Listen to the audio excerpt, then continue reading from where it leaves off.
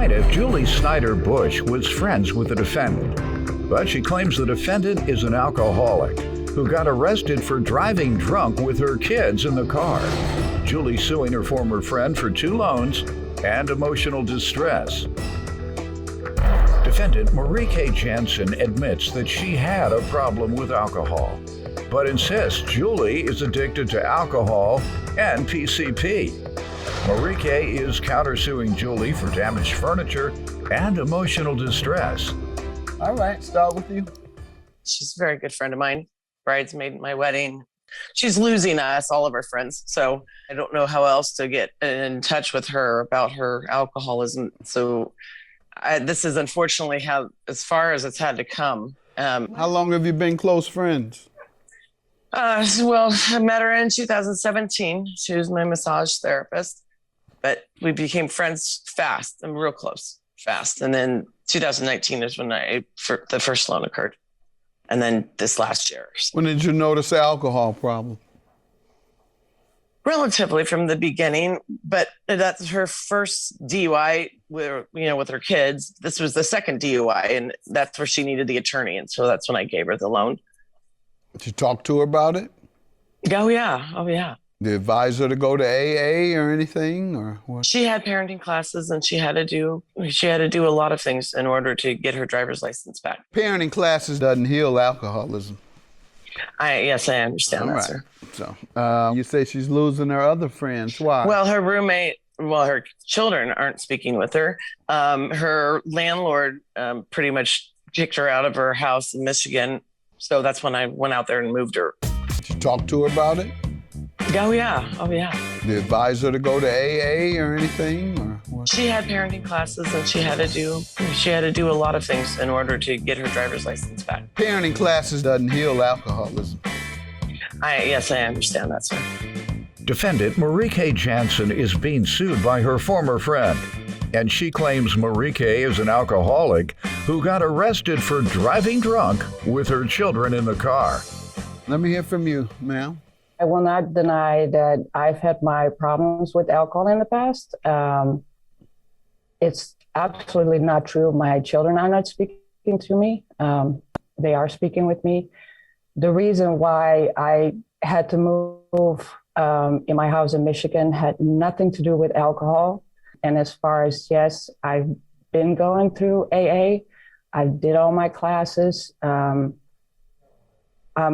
doing fine with the alcohol. When was the last time you had a drink? After Julie and her friend left, actually, because I really wanted this to be a new start for, When was that? And that was the beginning of April. Okay, and you still go to AA? No. Why? Because I kind of have I don't look at the AA philosophy in the same way most people do. Mm-hmm. I don't like to put a stamp on myself. Why did you drink then? Well, I've gone through a lot of rough times over the last so many years, and I thought, having a drink would help. Do you think you're ever going to go through rough times again? Yes, but I know how to better deal with it right now. How? Well, Your Honor, with all due respect, just because Julie calls me an alcoholic. No. You said you had a problem drinking. Let's stick with what you said. You said you have a problem drinking. You said you went to AA, but because you don't believe in it, you don't go anymore. I said I didn't want to put a stamp on myself as being an alcoholic because I don't look at myself that way. Okay, so why'd you go to AA? That's for alcoholics. Because I had to for the court when I got my you were ordered to go? Yes. Okay, so the court believes you're alcoholic. No, it's just because I have 2 DUIs. That doesn't make me an alcoholic. When was that? When did the court order you to go? 2017. You stopped drinking after 2017, after they ordered you to complete classes and to go to AA? Oh, yes. You stopped? Oh, yes. Yes. But you didn't stop because you were drinking again. Yes, I've over time. So yes, then you haven't stopped. I drink and then I stop and then I drink and then I stop. But I'm an adult. Every adult almost drinks. That's not true. Every adult doesn't do what you do. Every adult doesn't nearly kill people driving under the influence twice. Go ahead, ma'am. Tell me about the loans and emotional distress. 4/10 of 2019 was when she had come to me with regard to the second DUI. So that's when I purchased the attorney. So on the 2/27/21, when I flew out there to move her, she claimed that she didn't have her first or her security deposit. So I handled that. That's another $1,000. Also did the U-Haul and the moving. When did she say she would repay the monies? 11/7/2020. I said, hey, since you're going to move to Michigan, you can save the money and you can finally start paying me back for the 2019 loan. What did she say? She said she would as soon as she possibly could. Okay. But then she borrowed another $1,000 and she promised me that she was going to give it back to me before I even left back to California. When was which that? I never saw that either. When was that? That was March 4th. When have you last asked for your money? 2021. What did she say? Oh, she didn't. Okay. All right, ma'am, what do you say to the money she's suing you for? Well, yes. When I got my second DUI, she said, come over. She got an attorney for me that I was very thankful for. I told her right up front, I don't have the money right now. She said, not to worry about it. You can pay me back whenever you have it. I paid her $200 a couple weeks later, another $200. And in December of 2020, I gave her $300. So that's $700 together. I also, I never charge her for when I give her massages because she's my friend. But I did work on 3 of her friends, and I could put that toward the loan. So that is. No, you can't. No, you can't. What makes you think you can do that? Because that was the agreement. She said, you can pay me back.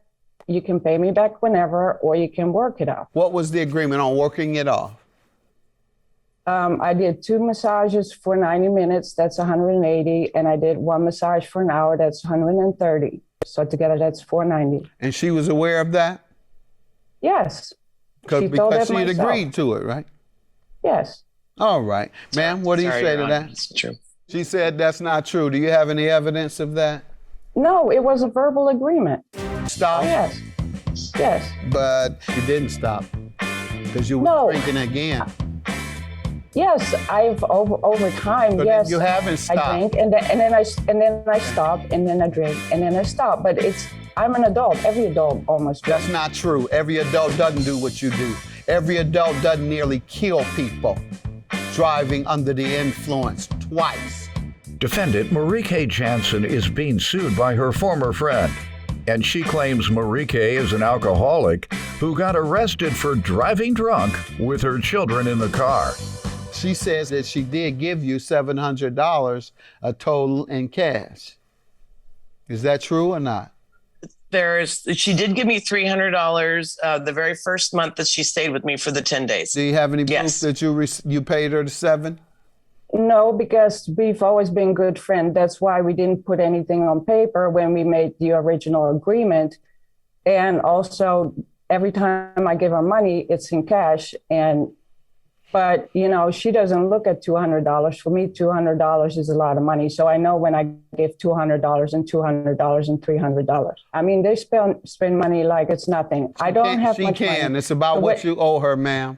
She can spend her money however she wants. No, she can go to the casino and blow every dime and not pay her rent, not pay her car, get put out. They take her clothes. She naked. She can do all of that. But you still owe her. I understand, sir. I want to know when you last told her you would pay her. The last payment I said I was going to make was the $1,000. It was the weekend, so it didn't clear yet. And I even sent her a text like, as soon as it clears, I send you the $1,000 because I had it. Did it ever clear? Yes, it did. And you sent it to her? No, because a lot of other stuff happened. Okay. What's your counterclaim for? Well, I'm sorry to say, Julie can sit here high and mighty, but Julie has an alcohol problem and a drug problem. What type of drugs? PCP. When she's not on it, she's very loving. She's a good person. She's always been very generous to me. But when she's on alcohol and drugs, she's not only a danger to herself, but also to others. All right. Well, ma'am, you want to say anything about that? She says you're a PCP drug addict and an alcoholic. She doubled down on what you say she is. Oh, yeah. Okay. That's good. Thank you, Your Honor. No, there's no evidence of either of that. Actually, Your Honor, there is evidence. It's on page 5. What? Of your evidence? And what? Of Yes. what? I mean, does this affect the loan of any sort? I don't think this is even relevant. Well, ma'am, hold on. Ma'am, the court rules are if you bring up a person's reputation, they're able to talk about your reputation. What page? It's page 5, Your Honor. Okay. You want to make it easy on me? What paragraph? Or you want to read it? A couple days later, she was taken to San Mateo Medical for threatening me with a knife. A couple weeks after that was the tree climbing attempt incident that resulted in a torn ACL for me and 10 days in rehab for her. Okay. She's been hospitalized several times since, always correlated with PCP use. Yeah, that's what it says. What's your written evidence to back your claims up? Okay, well, I have from her parole officer on page 3. This is getting good. What is this? What does her parole officer say, man? It's a copy from a text from her parole officer. It says, "Hi, good news. I just conferenced your case with the judge, and he agreed to transfer you to court probation. You still have to complete the parenting classes and provide proof to the clerk's office once you complete them." How does she owe you for the $5,000? Property and emotional distress. They, Julie and her friend came to Michigan to help me, what I thought was really nice. We moved on the 26th. I had to go early because I had to sign papers and do the walkthrough, and they were supposed to finish loading up the truck and then meet me at the new house, probably like early afternoon. They never showed up. When I finally, in the evening, late evening, got a hold of her, she could not even talk. She mentioned something about a hotel. They went to a hotel with my truck, with all my belongings, with no lock, got high on PCP and alcohol. I called the U-Haul to get the license plate, and I called the police. It's on page 8. Call says she has a drug problem and has been going back to her old habits. It says she sounded out of it. Well, there was more, Your Honor. I'm sorry. I'll try to keep it real short. Go ahead. Go ahead. I don't know what happened with the two of them in the hotel, but for the next day and a half, her and her friend were arguing, which ended up in a very serious physical fight where Julie attacked her friend. I broke it up. The police came and escorted them out. Then the next day, she came back yelling and screaming, still high on PCP, yelling and screaming. She broke through my kitchen door. She threatened to take my animals. So I did the same thing again. I called the police, and again, they escorted her out. And at the same time, she had my car in California with my massage table in it, that's my livelihood. She had that put on the side of the road with the door open and the keys in it. Defendant Marike Jansen is being sued by her former friend, and she claims Marike is an alcoholic who got arrested for driving drunk with her children in the car. What was the agreement on her taking care of your property? It was fine when it was at my house. They wanted to move a day early, so they did basically moved everything in the truck, and I moved it. How long did it take you to follow up? However, pardon me. Hold on. I was never gonna sue her. You're not addressing what I asked. I'm sorry, Your Honor, but what that's about her not true. property? You don't know Oh, anything yes, about I that? did have her car. I took care of her car for plenty of time, and it needed to get off my property. All I did was park down the street. I did not leave the door open. Did you try and find out who stole her items or anything? Did you take any action? There's nothing stolen.